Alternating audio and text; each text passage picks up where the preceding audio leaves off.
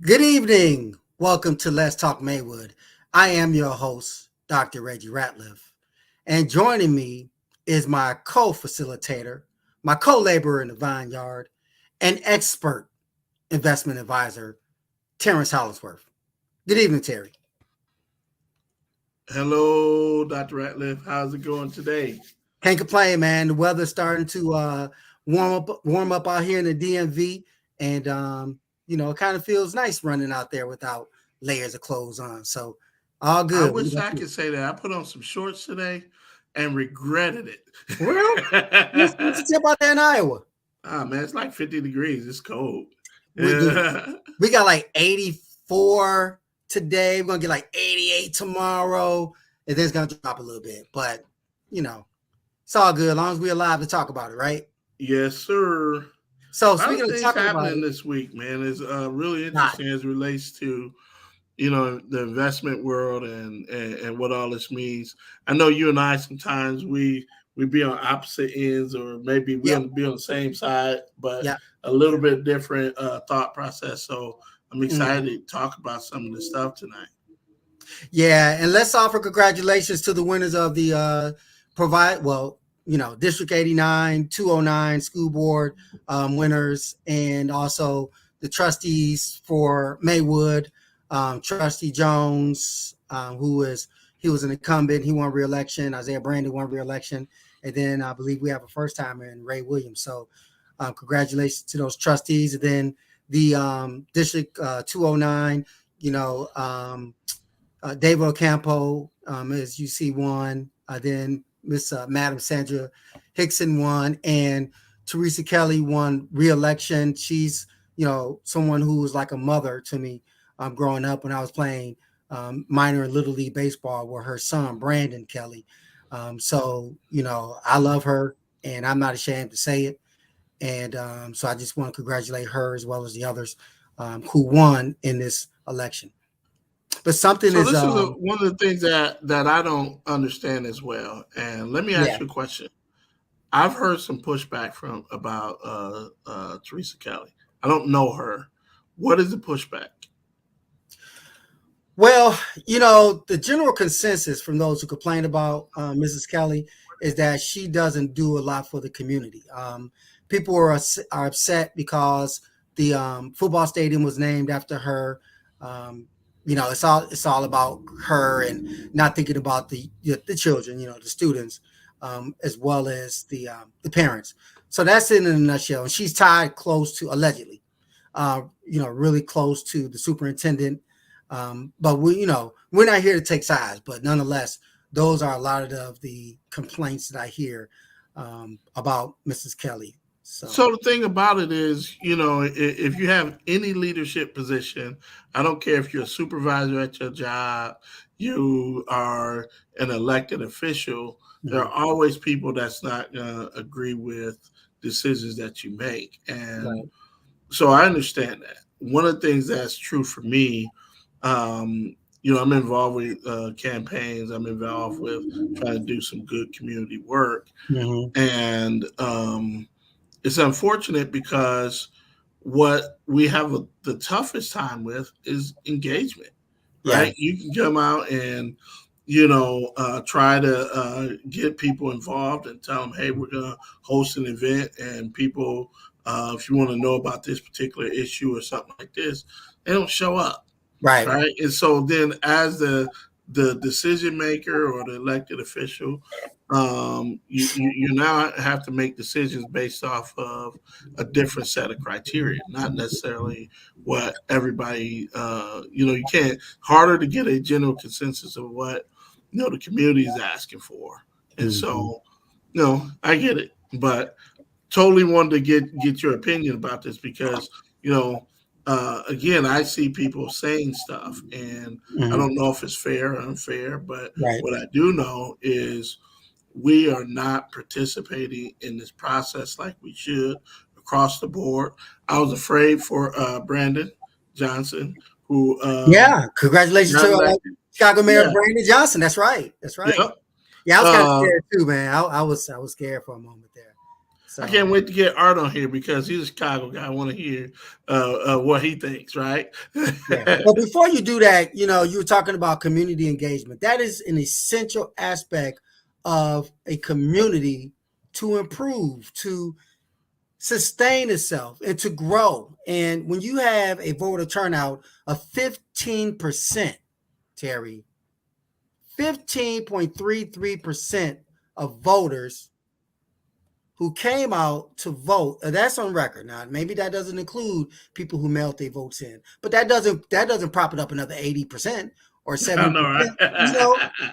Let's give another 15%. That ain't realistic because historically in 20 going back to 2009, 21%, 2011, 17%, 2013, 20%. 2015, 17%. 2017, 19%. Mhm. 2019, 16%. And 2021, 14%, Terry. To me, that's problematic. And if you're going to complain about any candidate, because in leadership, you're going to have people who's going to complain about you, right? Yep. If you're going to complain, make your vote count. Action speaks louder than words. You got 15% of the entire community of registered voters voting. You can't say anything. That's the bottom line, and Yeah. that's the I mean, it's true what they say, right? Which is your vote is your voice. We have to elect people that have the same interest.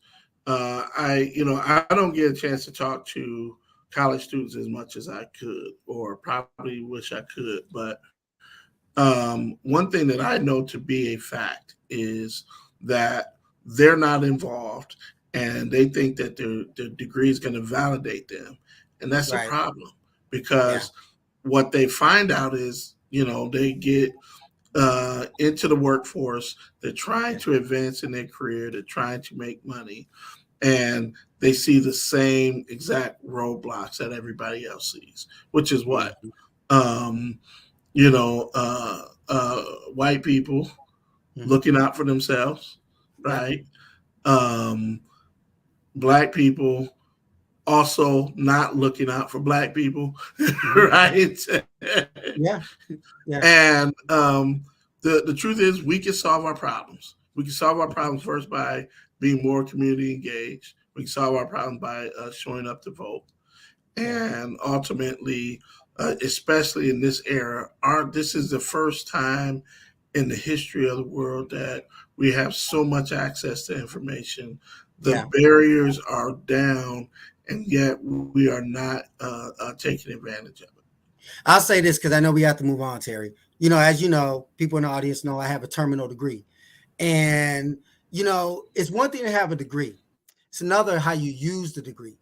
You can't just puff up and say, "Yeah, I have a doctorate degree. So now you're gonna have to hire me. No, now you have to give me what I asked for because I have a term." No, that's just starting. So whether it's a terminal degree, a master's, a certificate, you're licensed as an advisor, that's just starting as an African American. As a Yeah, black person, that's just the tip of the iceberg. You have to work hard and smart.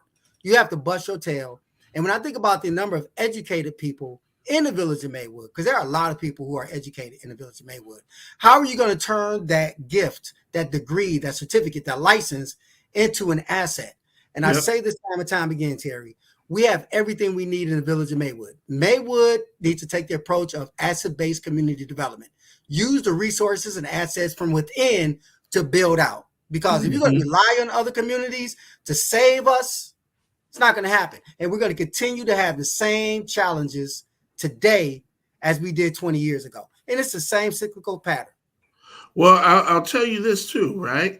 Um, that we have to engage. We have to engage the right people because this is the moment, right? That either we're going to capture it and history will judge us well, or we're not going to capture it, and it's going to be terrible because um, you know Illinois did something that a lot of states have not done.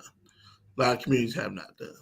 They passed the Black Wall Street Yeah. um, Act or something like this, Mm-hmm. and it is designed to push $5 million a year into predominantly Black communities, and 70 of them across Illinois, Mhm. and for 10 years. Now, is $5 million all that Maywood needs? Absolutely not.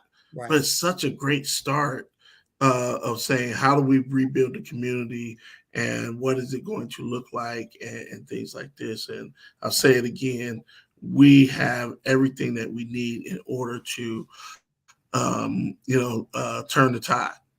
Absolutely. And Pastor Marvin Wiley, the pastor at Rock of Ages Baptist Church in Maywood, he used to always say, this is pregnant with possibilities, which means Maywood can birth, rebirth itself like the rise of the phoenix into something that's good. Grocery stores, businesses, where it's located geographically, it is a hidden gem.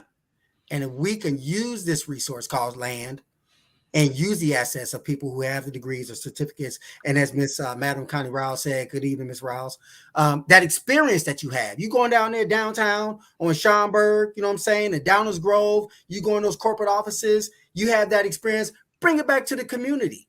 Bring Yeah. it back to the community and start a mentoring program, a tutoring program, entrepreneurship program, financial education program, a trade program. The list goes on and on with partnership and collaborations. You got Triton College around there. You got City Colleges in Chicago. You got, COD around there. I mean, not too far to north end. You have other colleges around. We are we are a diamond in the rough. Thank you, Madam Connie. We are a diamond. Maywood is a diamond in the rough. All you have to do is dig. Use those shovels, people. Use the shovels and dig, and I promise you get the diamond. I'm a witness to that. I'm a Yeah. living witness, a testimony of what can happen when you apply yourself and you do the digging. Nothing wrong with getting a little dirt in your hands. Let's Yep. do it. So I digress. Fired up, man. Love my community. I love Maywood. I love you. You did a lot for me, but we got to keep it going. All right. Yep. Don't sit on your laurels. We got to keep this thing going. There's too many good people in Maywood to let it look like it does today. I'm just saying. Well, I mean, again, this is the time, and from the things that I've heard, hopefully they'll start with this, coming up with this administration or this cycle to start dealing with some of the infrastructure, right? Which Hopefully. is, they don't have a strategic plan. Mm-hmm. So they needed a Yeah. strategic plan. And the reason why this is important, I'm going to transition to get into some of these other things to get Art on here. But Yeah. we don't understand. We have to fundamentally understand that there's power in the number, right? And there's a lot of numbers in Maywood and the Black community, the way we spend money, and all these things. So the first thing that we need to do is, like I said, get out and vote. The second thing we need to do is financially support, Black businesses. And this is not a new conversation, but the way that we imagine these things looks a very, very different to everyone, because one of the things that is true is we have just witnessed something with the women's basketball team and the growth of women's basketball, Yes. and many people talking about, hey, women are not being fairly treated because they're not fairly compensated and things like this. Now, I'm not going to take the thunder from Art, but let's talk about exactly what that looks like, right? The business of sports looks like the same as the Business is business sports. of community engagement, and how those dollars flow into communities, and how it flows into women's sports, and all these things. So, Yeah. you know, Before we do that, before we bring on Art, Mother Connie, I saw your comment. Strategic plan. That's something that we do. We work with organizations. We work with corporations and help put together a strategic plan that will benefit that community, that company, that organization, that firm. This is what we do for a living. And so the answer to your question is, yeah, Terry can put together a strategic plan. Yes, I can put together a strategic plan. But the question is, will Maywood listen? absolutely. Would they pay attention? And would they work with us in terms of turning that vision into a reality. Time will tell. We shall see. But getting back to our guest, Art Jarret, a good brother of ours. He, just like Terrence and I, is a former grappler, a wrestler, for those of you who don't know what grappler means. And Brother Art is the owner of the Jarret Group Real Estate Incorporated. He went to Percy Julian High School. I'm sorry, he's a high school wrestling coach at Percy Julian High School, where his team, under his guidance, made it to the Final Four dual team championship in the 1995-1996 season. He earned an associate degree from Triton College. He was actually a wrestling teammate of mine at Triton College under Clem Delaney. And he earned a bachelor's degree at Chicago State University. And Art is a good brother. He's down to earth. I can't wait to bring him on in just a moment to talk about his view about women in sports and the business of sports in totality. Without further ado, Brother Art Jarret. Hey, what's happening, Dr. Ratliff? Thanks for having me. Brother Grappler, how you doing? I'm good. Well, thank you for taking time to appear on our podcast tonight. You know, Terry kind of opened it up, Art, by discussing the Final Four this last weekend, and specifically the national championship between the Iowa Hawkeyes, Terrence home state, against the LSU Tigers, led by All-American Angel Reese.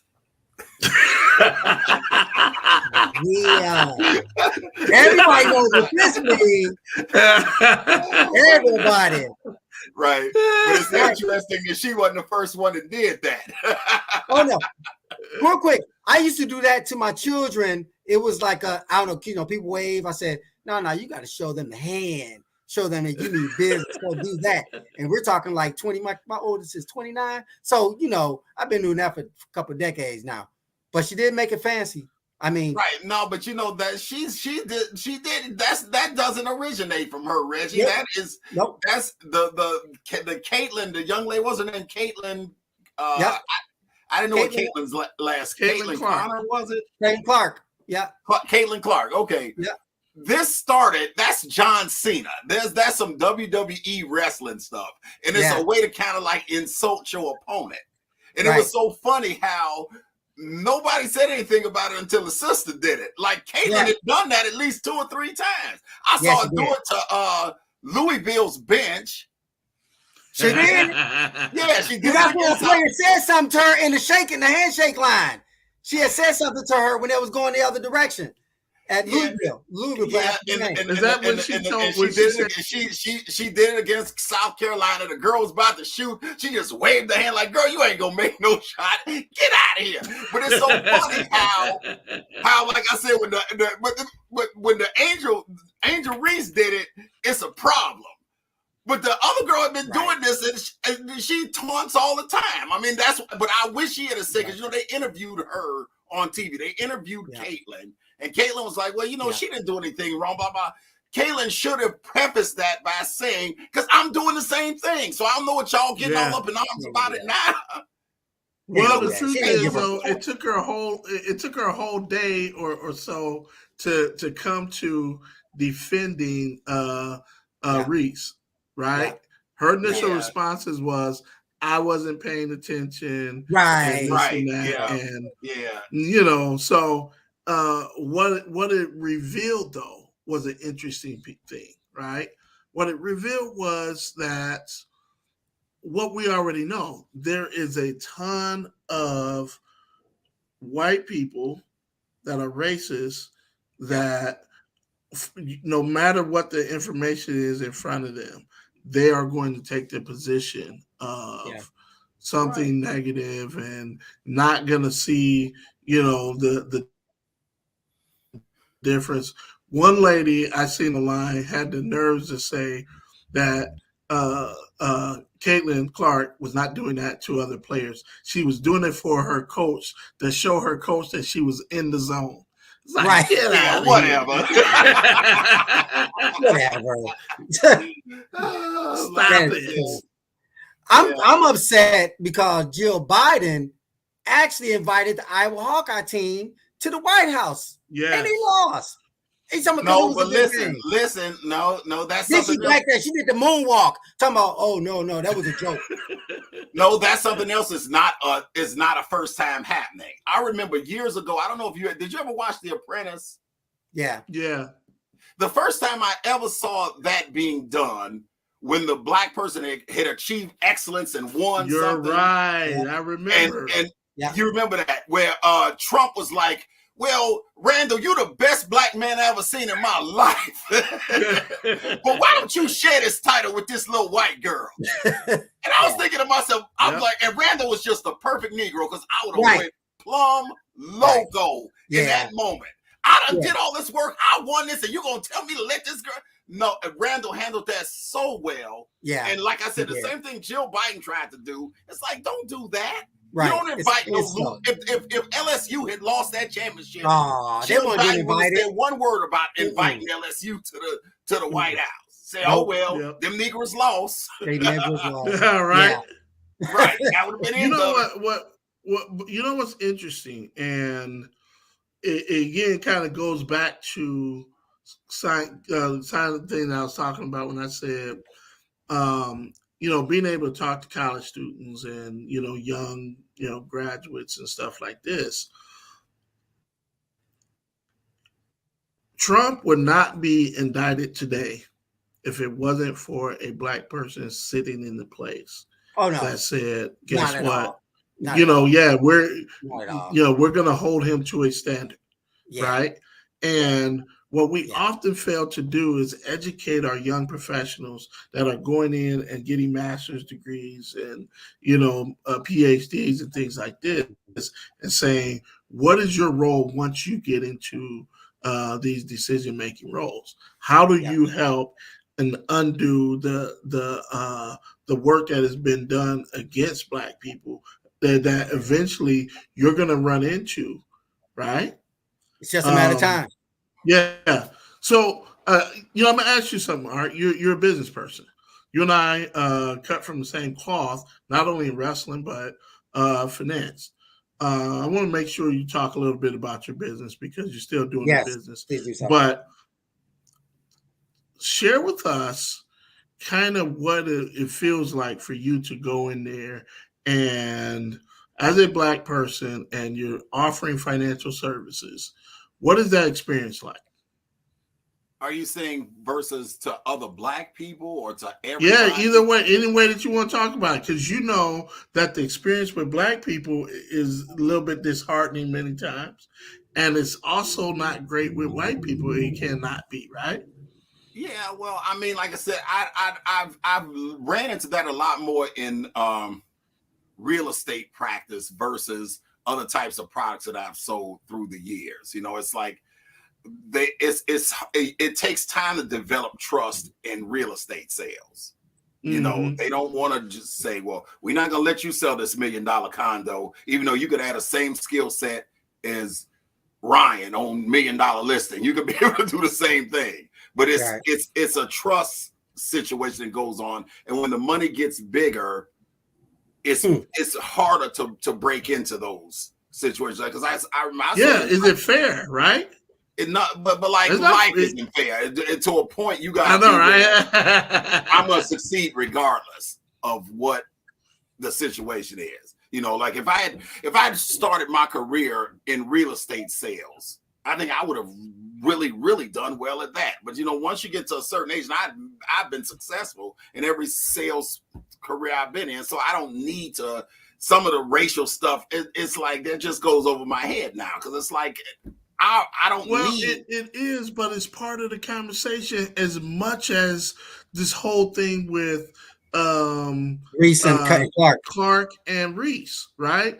Or but in those situations, like with the Caitlin Clark and Reese situation, those ladies have got to figure out a way to turn this into, and this is when we talk about the economics of sports. This is a golden opportunity for those women, both of them, not just Reese, not just Caitlin, to do what Larry Bird and Magic Johnson did for the NBA.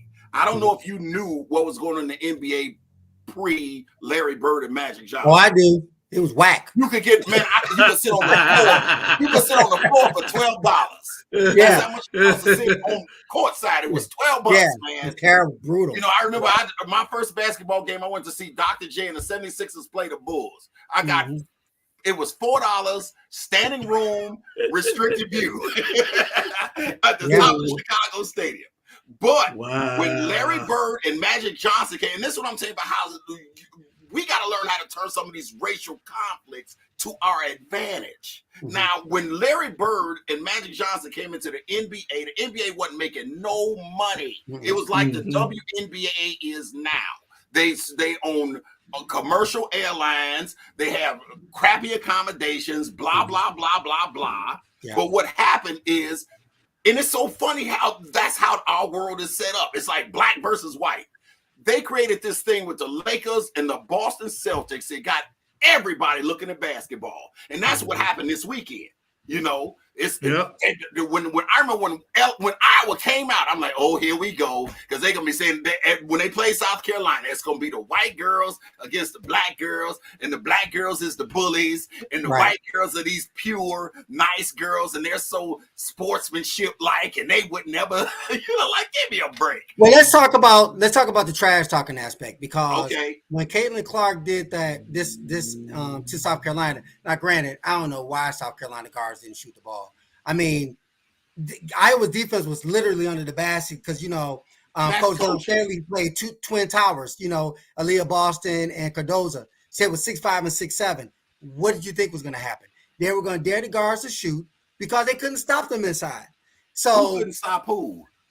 Iowa could not stop the South Carolina bigs underneath the basket, so they just sagged back. Yeah, but I still blame that on Dawn Staley. That's what I just said. She did not adjust. She did not adjust at all. And she could have told the girl, shoot. They can shoot the ball. Shoot the ball. If you South miss. Carolina got every rebound, Reggie. When they shot the ball, they got every rebound. So the girls on the inside, all they had to do was get the putback. You know what? But they kept trying to force it underneath. You know what I'm saying? Right. Yeah, they turned over instead of just shooting it. So they run their way to losing. Caitlin Clark does the hand thing. Right.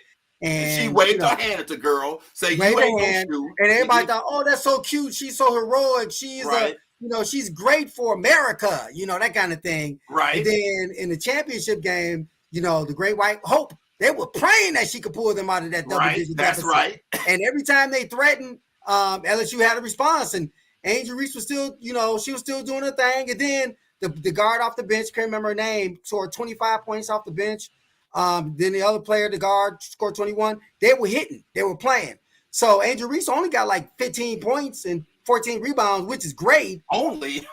Yeah, but she normally have big games and big spots. Right. I'm saying they picked up the slack because they were focusing on Angel Reese and they responded. So she did that because she did it in the Final Four game. Right. And then all of a sudden she's this villain. She ghetto.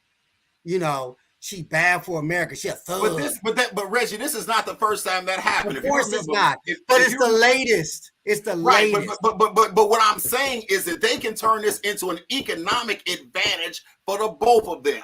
No question. For the Caitlin lady and Reese. Here's at the heart of the question though. Right. Is it a fair conversation that says women are underpaid? There it is. As it relates to men's sports. Yeah. And we've talked about this a lot. No. You gotta have revenue. I don't care what you say, Reggie. You gotta have revenue. And to give you all an example, you can't just use women's sports versus men's sports. Because if you look at tennis is a good example of this. What, they got to go against Martians? Listen, let me explain what I'm saying. Let me explain my point. Let me explain my point. It's taking too long. In women, in women's in tennis, women create the revenue. People want to go see women play tennis. So women should be getting paid more than the men in tennis. It's all of this is just based on revenue, nothing else. It has nothing to do with no female versus male. Get out of here with that nonsense. This is money. What do you do with it? Money. Revenue. Trying to make money. For the record, Hey, for the record, Connie Rouse, she don't agree. She said that yes, women is underpaid, and you need to bring it home to her. Excuse me? Bring it home. Make a point. I'm making a point. I'm not saying that women are shouldn't be getting paid. I'm saying that if you look at tennis, women are getting paid. I'm talking about revenue. It's still based on revenue. Women bring in the money in tennis, and so they're getting paid out the wazoo in tennis. I remember Sloane Stevenson got a check for $3 million for winning the U.S. Open.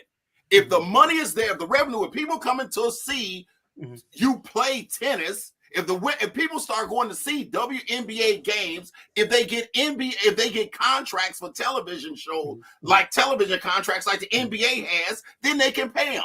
But so how is it that Candace Parker can get contracts and not have to play overseas during the off season like Brittany Griner did and get arrested and spend because Candace Parker has a contract with TNT. But Brittany Griner was one of the top players in the WNBA. Because Candace Parker has a contract with TNT. Candace Parker got endorsements. Candace Parker don't have to go overseas. What commercial have you seen Brittany Griner on? How many giving her a chance? She hadn't got a chance. That's you prove my point. She is not getting opportunity. No, because Candace Parker's getting commercials.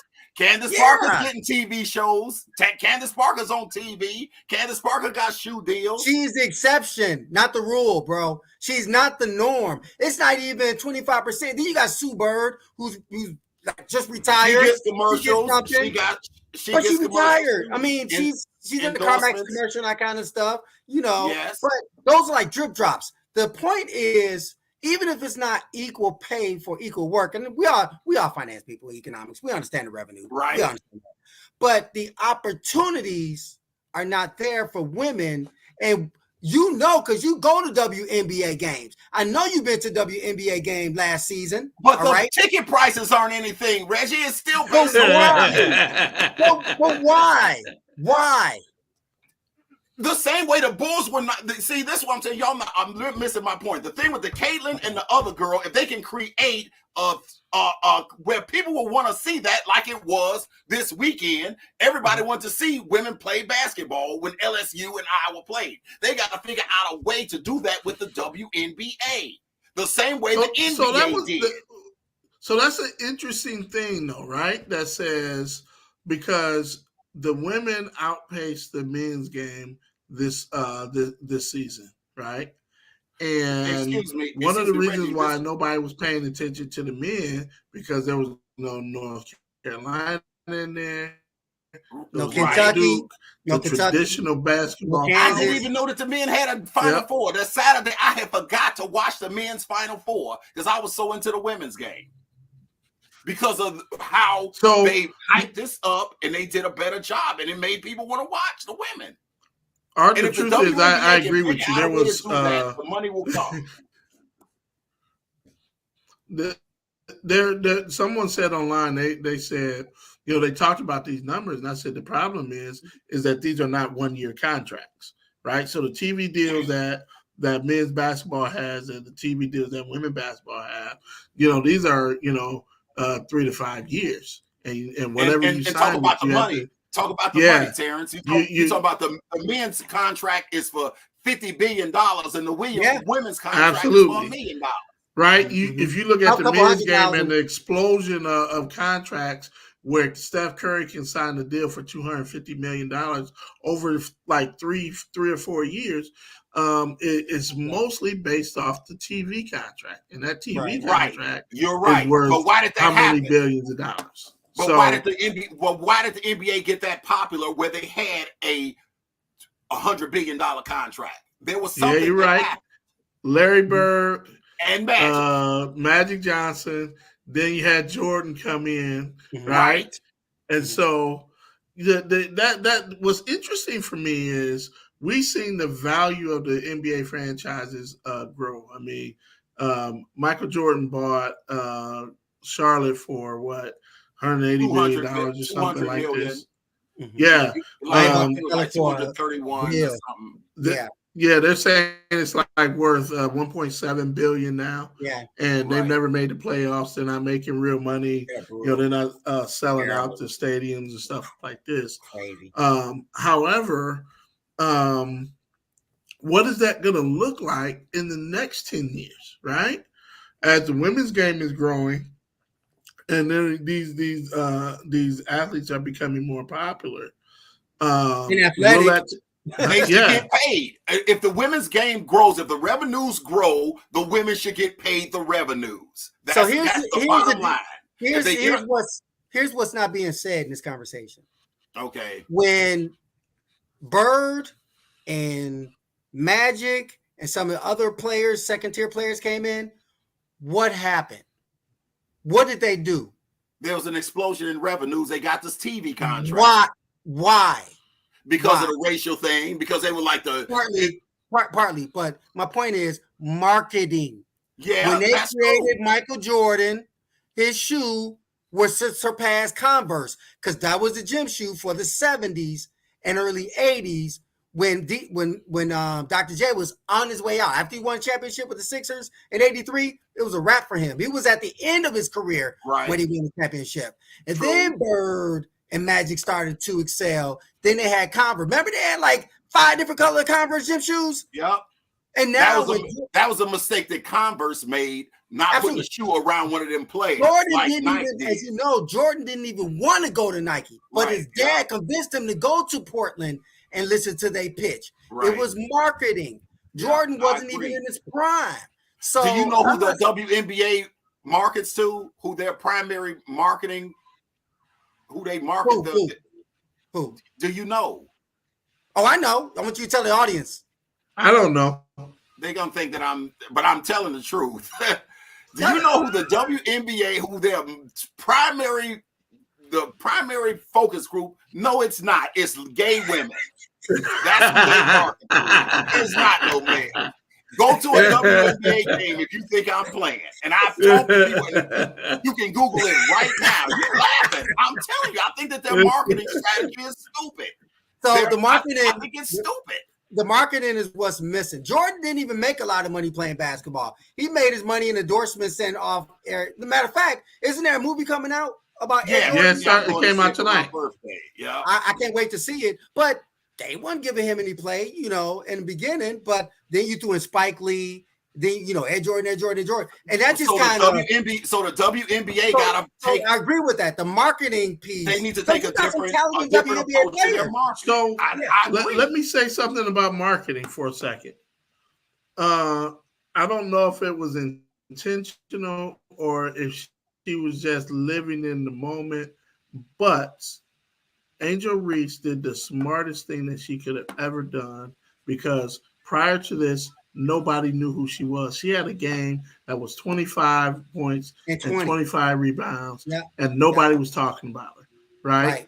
And now I'm interested to see what kind of endorsement deals or NIL deals she comes up with. Because at the end of the day, at the end of the day, $400,000. She has $400,000 in endorsement in NIL deals. They should be taking advantage of this. Yeah, I agree. They should be taking advantage of this. There should be commercials with Angel Reese and Caitlin Clark and others. Caitlin Clark. They need to take those two players and make funny commercials and get people to watch the WNBA. They got to come up with a different marketing strategy. Maybe when they get to they're just sophomores. Angel Reese is just a sophomore, and I think Caitlin Clark is just a junior. And they both saying they're staying. So they're not going to the WNBA next year. But to your point, they can go into more commercials at the college level and get more NIL deals. But Chase Clark, she's making $1 million right now. Right. Yeah, I heard that. Yeah, and Reese is less than half of that. She had $400,000 in deal with 17 different sponsors. Well, Reggie, I wish when we was at Triton, I could have got $400,000. For real. Man, give me some quick story. So when I got to Fair State, I hope they don't mark me ineligible now. But when I was at Ferris State, after the rest of the season, when you win a conference champion, they give you a certain amount of money above your scholarship. And then if you make All-American team, I think it was about 2,000 or whatever. My dad got arrested, so he didn't have to pay for my tuition at Ferris State because I had a scholarship, right? So after making it to nationals and stuff, the check came in for like $3,500 both years, my junior senior year, because you and I wrestled together at Triton the first 2 years. Right. I'm like, Dad, can you send me some money? Because I know you got $3,500, and back then that was a lot, especially for a college student. Right. This dude bought me a set. Now this is 1989 to 1990. This dude bought me a 1977 Zephyr, a Ford Zephyr. They stopped making those. Oh my God, I was so, and he bought it for like $500.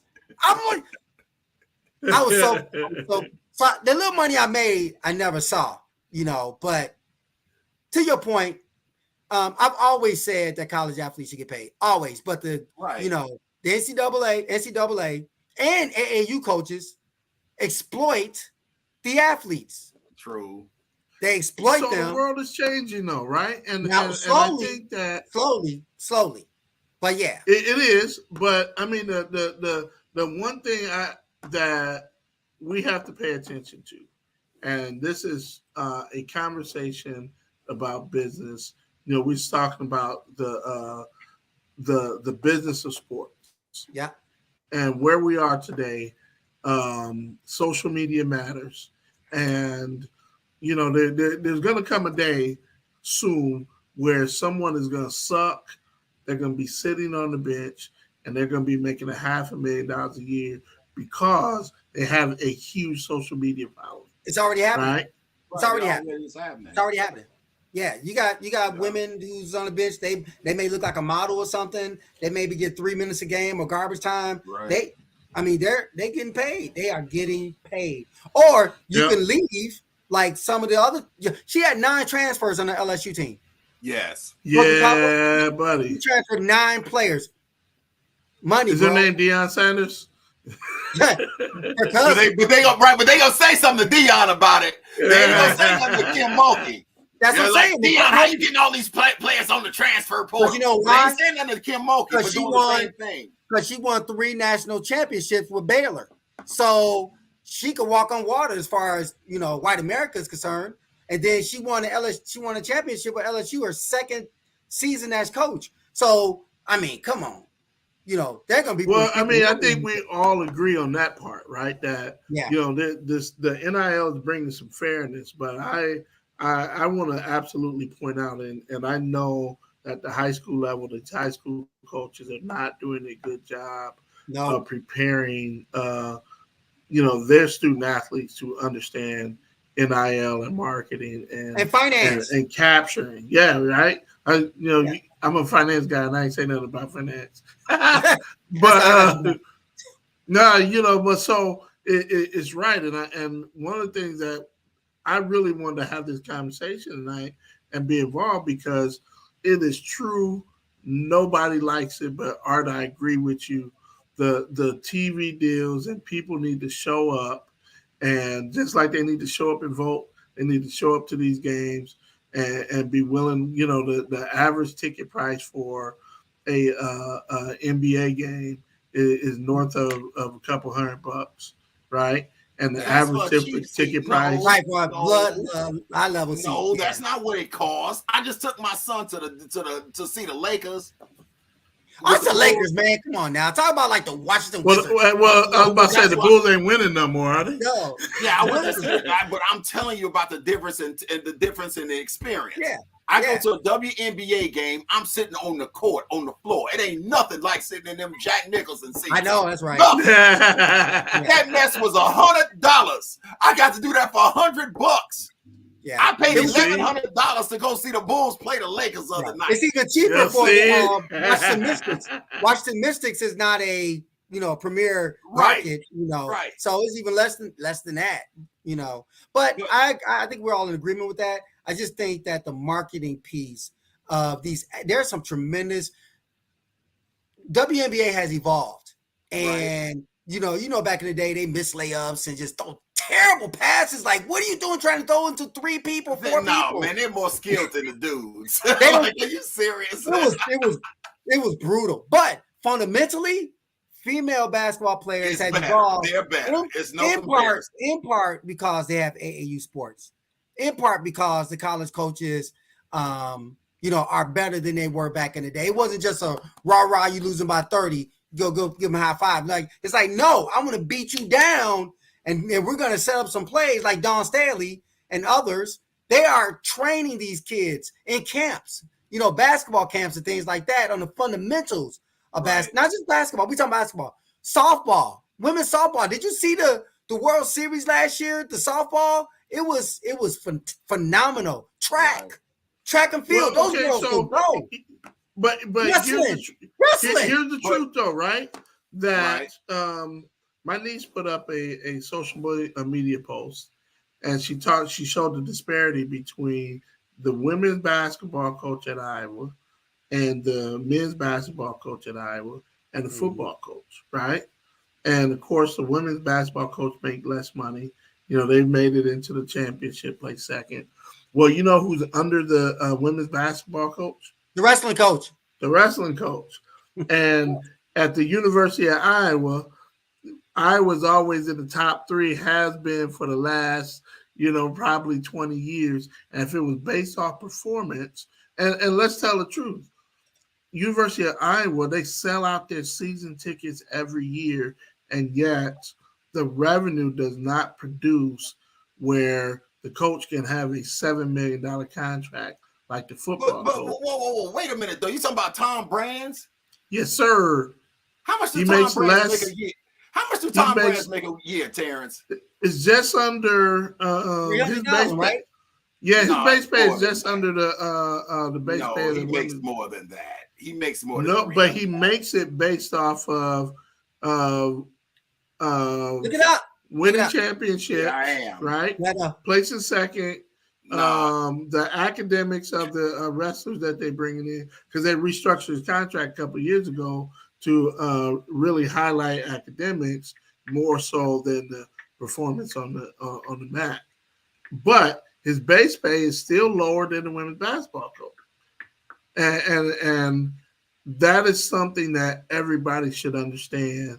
The economics behind why these things are happening and our ability to change it. Okay, so I just looked this up. Tom Brands makes $550,000 a year.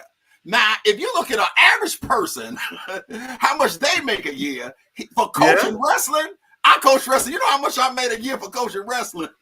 25 cents. I made about $1,200 for the year, and I get that money to the kids. Well, check it out. That's what I was just about to say. How much you have to give back to the kids? Well, I gave it all back to the kids. Look. Iowa is he's still making $500,000 with endorsements. I mean, with commercials. No, that's what his base is. That's his base. So Brands and the Penn State coach, those are rarities. Those are high-level D1 schools who finish in the top 5 in the nation every single year. Yep. So when you talk about Ohio State and Iowa State, Oklahoma, Penn State, to some degree Arizona State, those guys are not the norm. If you are, and maybe U of I, because the Big Ten, they pay pretty well, but if you are a school that is not ranked or finish in the top 3 to 5 every year, you're not getting $500,000. Well, but let me say this, and you ain't bringing in no revenue neither. So why we're talking about? Well, that's what I was about to say. That when we're talking about the money that the programs generate and how that money filters down to the coaching staff, right? Yeah. The coach from Wisconsin makes $250,000 a year, right? They're never anywhere close to winning. 10. Yeah, right. They're not there, right? And so again, there's some anomalies in there. There's some unfairness, but at the end of the day, the truth is that I'll say it again. One, these things are based off of who shows up, how much the ticket prices are. If we're turning the television on and watching games, right, and when we do that, those contracts are going to get better. The money flow is going to get better. And, it's like everything I say again, we can change our own problems, right? And it starts with showing up, whether it's showing up to vote, showing up to a game. It's all the same for me. It's the economics of what happens when we show up. I wish we could have had a young lady on our program. That would have been great to hear from their perspective. We couldn't get anybody, but yeah, like I said before, it's all about marketing. Soccer, the women's soccer player, they get the same salary as the men's soccer player. Men. That's right, because they petitioned, they pushed, and they voted, and they got what they want. You could do that in other sports, but I agree, marketing is a big aspect. But the money was there in soccer, the same way the money is there in tennis. The reason why it was for men, you don't do it based on performance, bro. This ain't tennis. It's individual sports when you earn your winnings. Soccer is a team sport. You don't get, unless you like a female Ronaldo or something like that, it's a team sport and everybody get paid differently. But in soccer, it's a team sport. They get paid the same as men. Golf is not the same. I mean, golf has come up, women's golf has come up. Women's tennis has come up because of like Serena. Thanks, Serena Williams. Thanks, Venus Williams. Right. You know what I'm saying? Trailblazers. And they earned it. And they should be getting name a trailblazer for soccer, women's soccer in United States. The girl, Rodman's daughter, because she's making $1 million a year. But before her, remember years ago they won the World Cup? Right. They actually started and they still weren't getting paid. So I think that goes right back to the point, though, right? That we could all probably name 3 or 4 different basketball players, right? NBA players, men, even at the college level, we know who's coming in. We can't say that about these other sports, right? And so if the soccer player who we can't even name, except for Rodman's daughter, is getting paid equal as men, why can't they push that towards other sports? Am I right, Miss Connie? Miss Connie, am I right? I got one in the audience who's gonna agree with me. Right, I know. She don't know me. So it's like, I don't know that fool. I ain't gotta listen to nothing he's saying. I don't know what he's talking about. Why don't you just make your point? She agrees. Yeah, absolutely. I'm not advocating that, WNBA players should make even, but you know what? Why do you have to play overseas? Why should they be subjected to playing overseas and risk their lives like Brittany Griner did? I mean, can you imagine the embarrassment on an NBA and WNBA if she would have stayed in Russia? I mean, not just international relationship between the United States and Russia, but the fact that she is locked up and stayed there. She is a prime asset in the WNBA. People know her. Right. Well, then she needs to get endorsement deals. If she don't want to go to Russia, she needs to figure out how to market. Who said she hasn't tried? Who said she hasn't tried? Who said she hasn't tried? She don't have no deals. Look. I think it's because she is gay. It's because I'm telling you, the WNBA markets to gay women. That's not true. She come out as gay. I think it's because they do, Terrence. I'm not playing. Name some. I agree.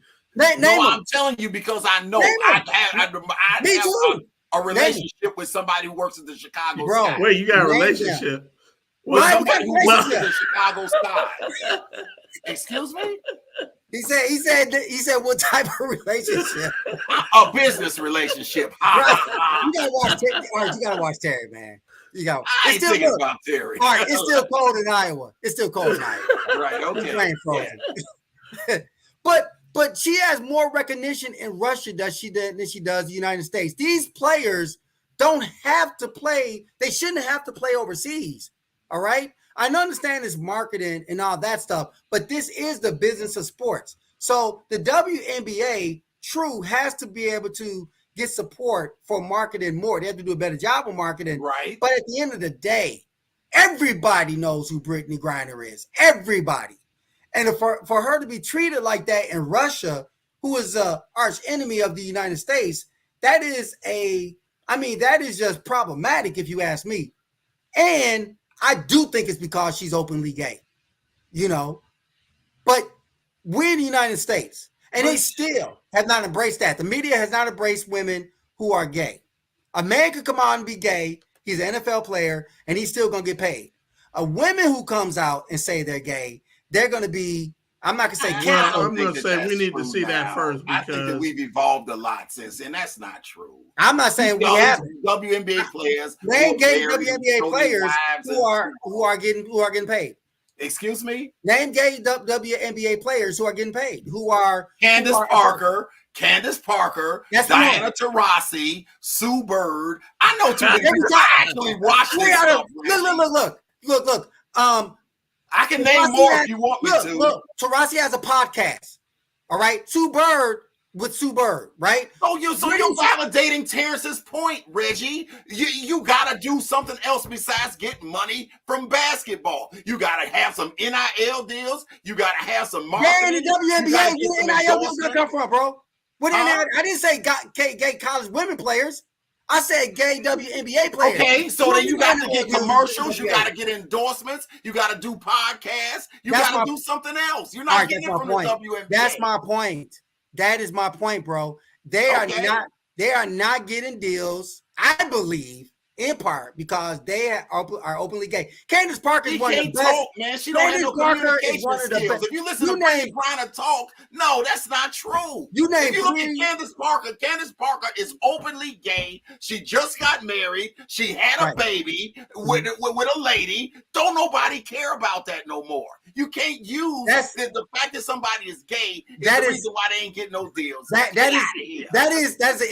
is coming based on ignorance. It's not based on ignorance because I can validate what I'm saying. Candace Parker is a proof. You only named 3. I can name more, Reggie. I can go through the whole damn WNBA for you. No, do it. Skylar Diggins makes $3 million a year. I can go on and on and on. Do it. I can. I'll wait. Skylar Diggins. Here, let me pull up. Skylar Diggins is not gay. Skylar Diggins is not gay, bro. She's a here. It's not about being gay. That has nothing to do with it. Skylar Diggins is not gay. It's not gay, Reggie. She's not gay. Why? Huh? I said gay female athletes. Skylar Diggins is not gay. Okay, that's the only one you can say that ain't gay. You don't really know if she's gay or not. You just know she got a husband. Candace Parker had a husband. She did. She did. You don't know who's gay and who's not gay. I don't know why you care. That has nothing. Well, you're right about that. It's all about evolving. If Brittany Griner could talk, if Brittany Griner had any talk. No, she can't. No, she can't. Not like Kansas. Huh? You saying she need public speaking? I think that she would need to take court. I said the same shit about Derrick Rose. I remember when Derrick Rose came into the NBA, a male. He's not gay all the time. Bad argument. Wow. I think you gotta learn how to talk. That's crazy. It's the truth. You don't want to hear it. It's the truth. Oh, I know he can't talk. I know he mumbles. He used to mumble when he talked. But he went and corrected it though, Reggie. And Derrick Rose became a pitch man. He got Adidas because somebody told him, dude, you gotta learn how to talk. I think we agree to this. You named 3 legends. I can name more, Reggie. I'm not my state of mind. I gotta go through every one of the rosters and can tell you this person. No, it's a. No, you don't. All you gotta do is look at the commercials. Look at the commercials. I don't have the commercials on my TV now, man. You got ESPN. You're just trying to catch me on the spot. So next time we meet, I will have a list of women that I'm telling you is making money. The girl, okay, I got somebody else for you, but I don't know about every one of these people's sexuality, man. That's the girl who does the ESPN, and her and her twin sister to play for the LA Sparks. Ghana, whatever. What? Yeah. The girl who plays for Dallas. What is and her name Enrique Induka, whatever her name is, she gets endorsements. Because she can talk. She's a Thank you, Miss Rouse. Name it, bring it, bro. Name it, bring it. I keep saying names and you Connie obviously ain't listening to me. I'm naming names. All right. I'm naming names and y'all still talking crap. Everybody out there, we go through this all the time. Different topics, even with finance. And these are healthy conversations because it's a safe space. You know, nobody is trying to out-talk or, embarrass anybody or anything like that. We are three brothers who love each other, and we have fruitful conversations. And that reminds me, Terry, our financial education class is every Thursday from 5:30 to 6:30 p.m. If you want to partake in these type of conversations and other fruitful conversation, reach out to me at sratliff68@yahoo.com, and I'll send you a link to access the class. It's not this intense. It does once in a while, but it is still substantive. We have substantive conversations, and it's not just rhetoric. So, we are very passionate about our conversations, but we invite you to join us, just like we invite you on this podcast. We're glad you're with us during this discussion. So let's wrap it up, fellas. Let's wrap it up. This conversation, there would not be a decision made tonight, but I think we all agree that marketing is important to boost the women product in not just basketball, but in all female sports, to increase their chances of, closer to equal pay for equal work. But I think that, again, we can agree that marketing is a key, and we are in a new era as it relates to business and sports. So, Art, we want to give you the last word as far as your perspective about, sports and where we're headed as a people, just in general.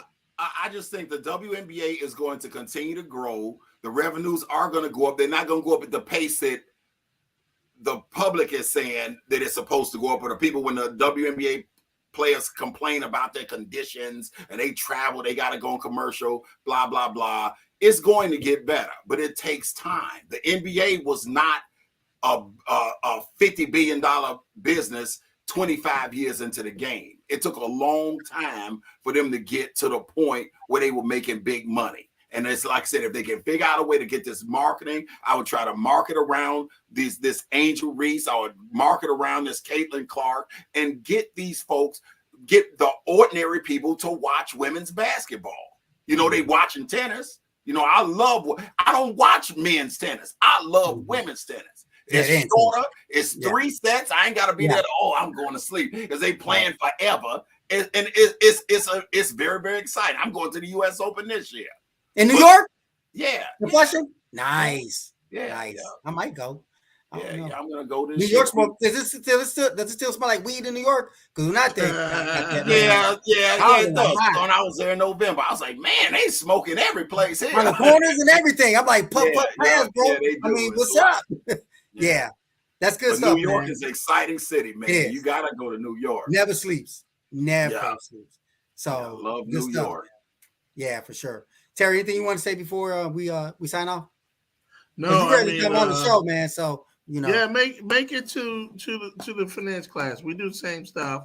We have some fun. We talk about finance, but we really try to get through the weeds, right? That at the end of the day, I have a perspective and some experience, and it's different than Dr. Ratliff's. It's different than Art's. But at the end of the day, if we all come together and we engage, then guess what? We get to an end that works for everybody. So, yes, sir. It's all about engagement, community engagement, as Terry said at the beginning. It's all about working together, and hopefully and prayerfully, after this election cycle just came to a conclusion last night, there will be some work that will go forward in the village of Maywood, at the village level as well as at the school district level. So praying for positive changes. So thank you, brothers, for a fruitful conversation. Thank you out there. Thanks for having us. And for watching us. On behalf of Terrence Hollingsworth and Art Jarret, I am Dr. Reggie Ratliff. Tune in next time for our next podcast. We bring our next exciting guests. Until then, like us on Facebook, subscribe on YouTube. Be safe. God bless you. Good night.